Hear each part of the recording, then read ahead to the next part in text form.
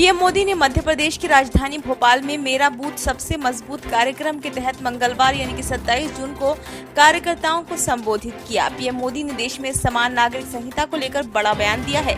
PM ने कहा, एक घर दो कानूनों से नहीं चल पाएगा, ठीक उसी तरह से एक देश में दो कानून नहीं हो सकते हैं। पीएम मोदी ने कहा कि यूनिफॉर्म सिविल कोड के नाम पर लोगों को भड़काया जा रहा है। एक घर में दो कानून से घर नहीं चल पाएगा। भारत के संविधान में भी नागरिक के समान अधिकार की बात की गई है। वोट बैंक की राजनीति हो रही है। पसमानदा मुस्लिम राजनीति के शिकार हो रहे हैं। कुछ लोग तुष्टीकरण की राजनीति करते हैं और देश को तोड़ते हैं। बीजेपी कैडर मुस्लिम को जाकर समझाए। भोपाल में पीएम मोदी ने समान नागरिक संहिता यानी कि यूसीसी को लेकर पार्टी के निचले स्तर के कार्यकर्ताओं को स्पष्ट मैसेज दिया है।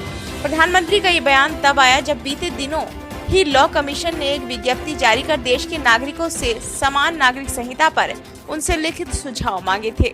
समान नागरिक संहिता देश के सभी नागरिकों के लिए समान कानूनों की बात करती है, यानी विवाह, तलाक, बच्चा गोद लेना और संपत्ति के बंटवारे जैसे विषयों में सभी नागरिकों के लिए एक जैसे नियम। देश में इस समय अलग अलग धर्मों को लेकर अलग अलग कानून है, इसलिए देश में बीजेपी बीते काफी सालों से यूसीसी लाने का प्रयास कर रही है।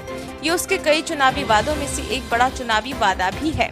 चूँकि अभी विधि आयोग ने देश के नागरिकों से यूसीसी को लेकर सुझाव मांगे हैं और इन सुझावों की अंतिम तिथि 15 जुलाई होगी। इसके बाद मिले सुझावों के आधार पर कानून मंत्रालय और इस क्षेत्र में काम करने वाले लोगों, राजनीतिज्ञों, शिक्षाविदों और सभी धर्मों के लोगों की एक कमेटी की भी राय ली जाएगी और उनके सुझावों के आधार पर कानूनी जानकारी रखने वाली एक टीम इसका प्रारंभिक ड्राफ्ट तैयार करेगी। उस ड्राफ्ट के तैयार होने के बाद ही ये पता चल सकेगा कि आखिर देश में ये कानून किस तरह का होगा।